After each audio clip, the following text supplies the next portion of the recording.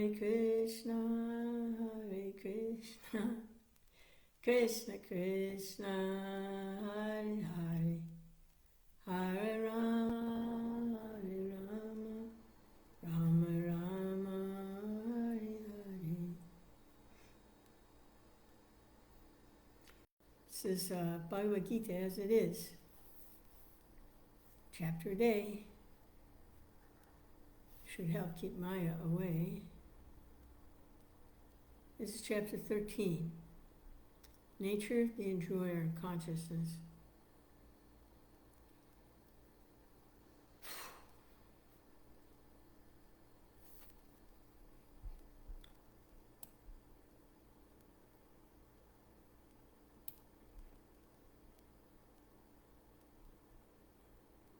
Arjuna, seated on the chariot with Krishna, in the middle of the battlefield.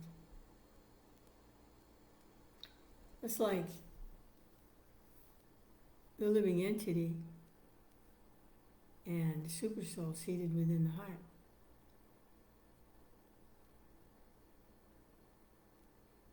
Only this is actually Krishna manifest, Arjuna manifest, sitting on a chariot in the middle of a battlefield just before a battle.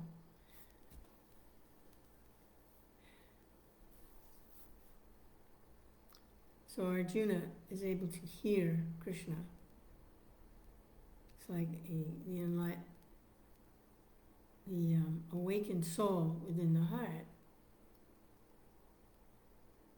can hear and converse with the Lord within the heart.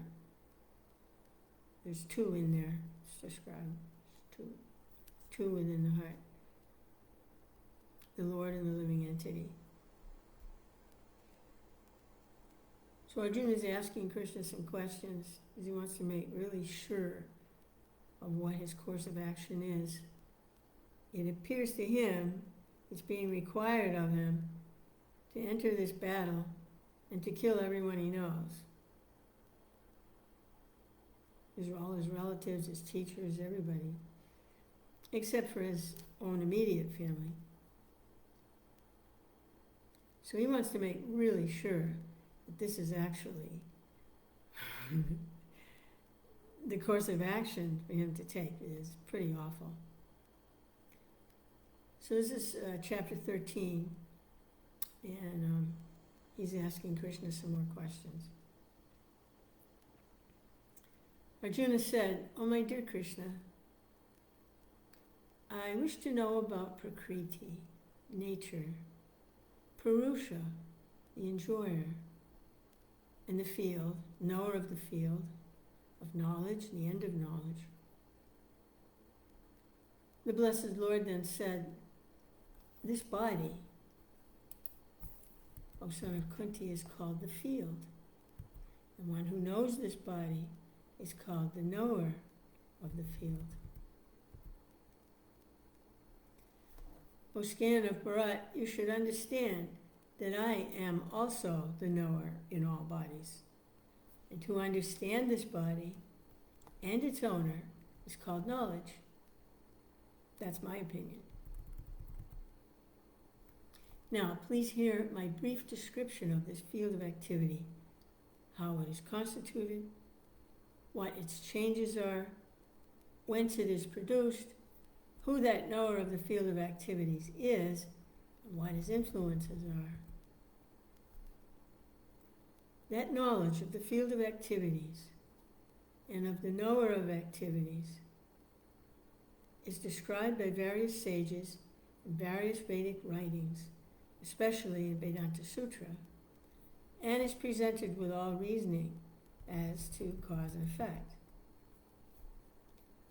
The 5 great elements: false ego, intelligence, the unmanifested, the 10 senses, the mind, the 5 sense objects, desire, hatred, happiness, distress, the aggregate, the life symptoms, and convictions. All these are considered, in summary, to be the field of activities and its interactions. Humility, pridelessness, nonviolence, tolerance, simplicity, approaching a bona fide spiritual master, cleanliness, steadiness, self-control, renunciation of the objects of sense gratification, absence of false ego, the perception of the evil of birth, death, old age and disease, non-attachment to children, wife, home, and the rest, and even-mindedness amid pleasant and unpleasant events, constant and unalloyed devotion to me, resorting to solitary places, detachment from the general mass of people, accepting the importance of self-realization and philosophical search for the absolute truth. All these I declare to be knowledge, and what is contrary to these is ignorance. I shall now explain the knowable, knowing which you will taste the eternal. This is beginningless, and it is subordinate to me. It is called Brahman, the spirit, and it lies beyond the cause and effect of this material world. Everywhere are his hands and legs, his eyes and faces, and he hears everything.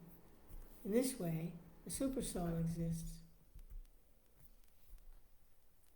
The Supersoul is the original source of all senses, yet he is without senses.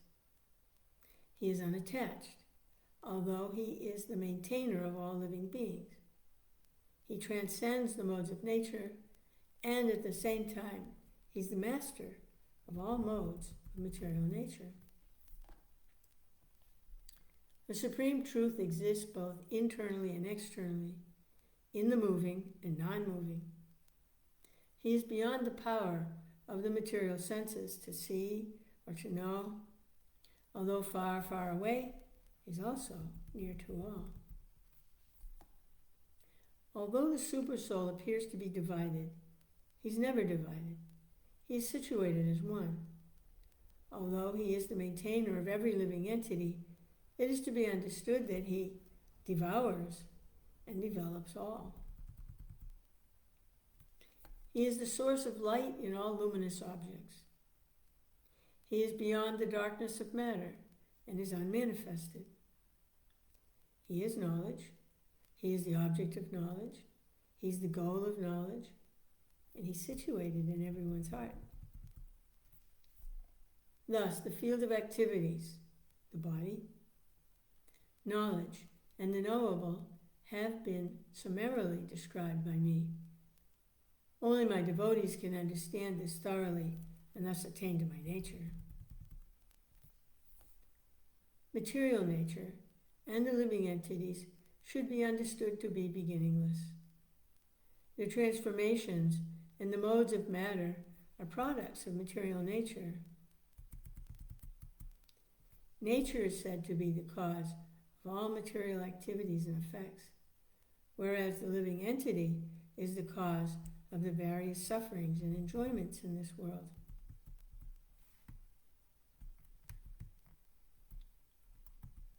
The living entity in material nature thus follows the ways of life, enjoying the three modes of nature.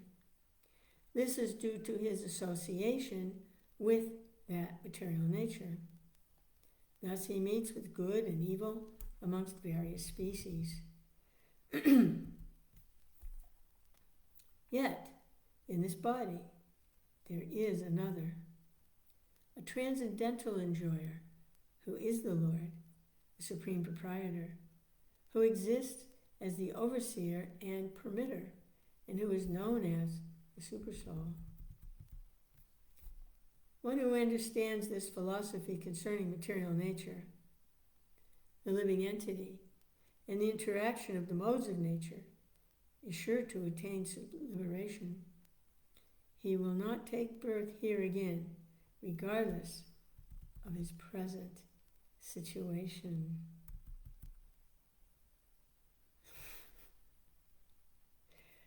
The Supersoul is perceived by some through meditation, by some through the cultivation of knowledge, and by others through working without fruitive desire.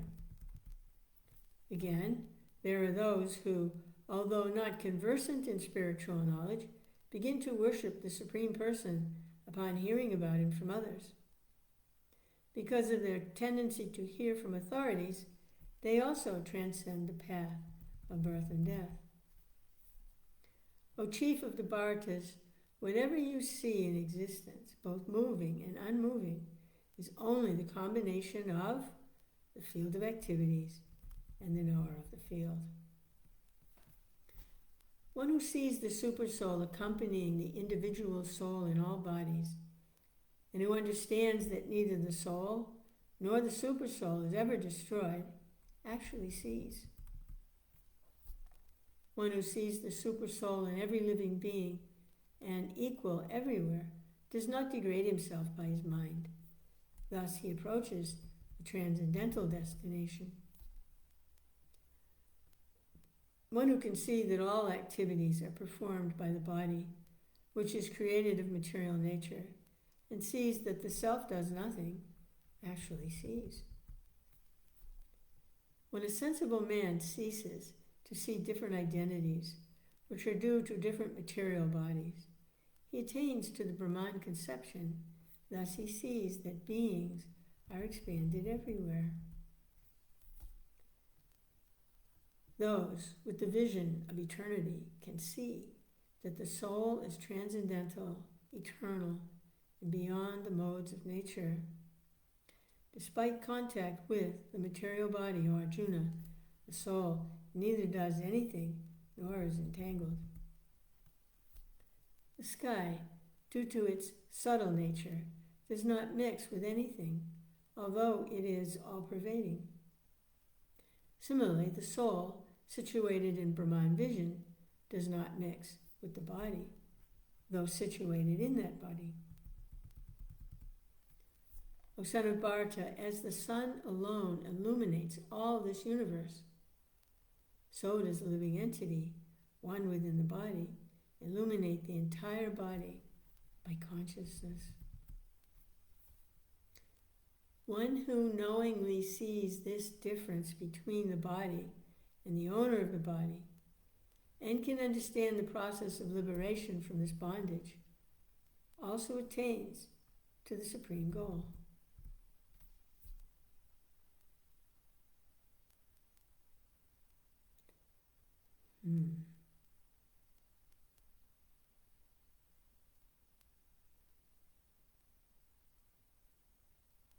Hare Krishna. Regards to Srila Prabhupada.